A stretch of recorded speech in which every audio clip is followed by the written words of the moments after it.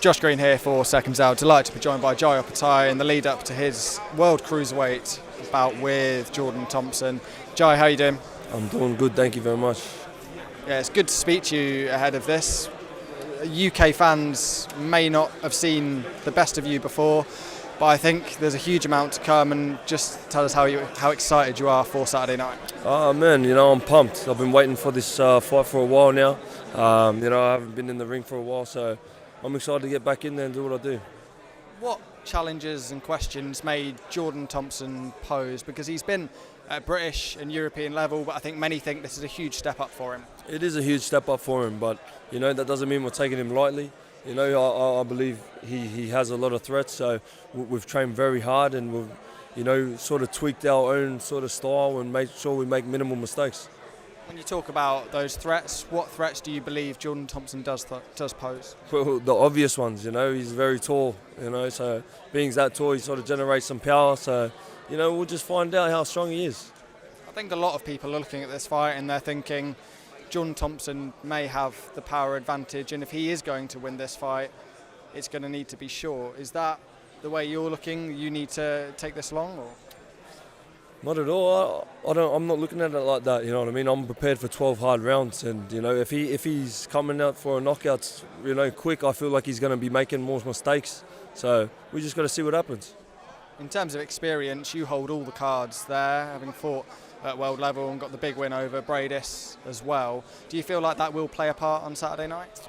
Man, we're not focused on the past. We're only focused, in the future. We're focused on Saturday.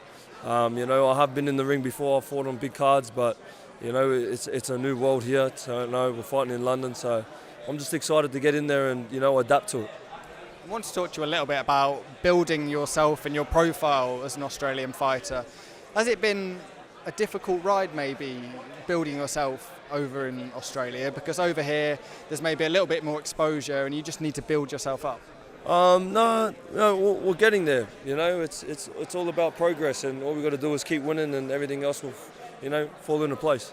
Do you feel like this is a big moment for your career and a big opportunity coming here? Because there's going to be a lot of eyes on this, not just in the UK, but around the world with the DAZN broadcast and everything that Matchroom offer? Yeah, it's huge. It's a huge opportunity, but we earned it. We deserve to be here. You know what I mean? We've put in the hard work. How much has Australian boxing built over the last decade or so? We're certainly seeing more fighters come over to these shores, and I think more people are aware of the good work that's going on over there. Yeah, no, it's progressing. I feel like Australian boxing's almost at a peak at the moment. We've got a lot of Aussie fighters that are on that international level that are winning world titles, so it's good for us. I spoke to Chris Smith yesterday, who obviously holds one of the Cruiserweight titles as well. He said he's had a little word with yourself. Can you tell us what Chris said to you? Oh, man, we just said hello. That's the first time I've met him. He seems like a good, respectful dude. I'm not here to disrespect people. I'm here to earn respect. So that's why I'm here, and, that's what I'm going to do. You've talked openly about wanting to claim all the straps in the Cruiserweight division.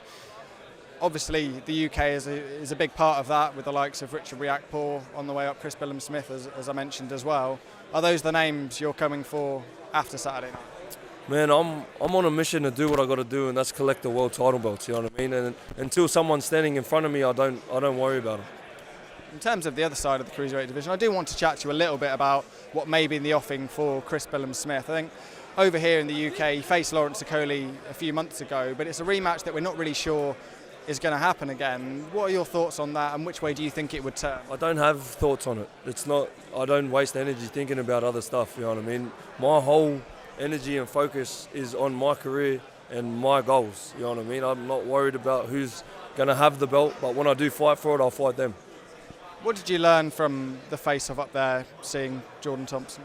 Oh, he's ready, he should be ready. He's got an opportunity to become a world champion, so, let's get it done.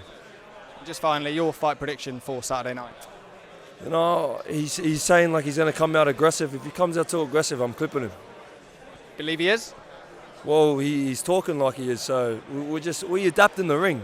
I don't like to jump to conclusions and say this and that. Whatever happens in the ring happens, and I like to adapt and see what they're going to do.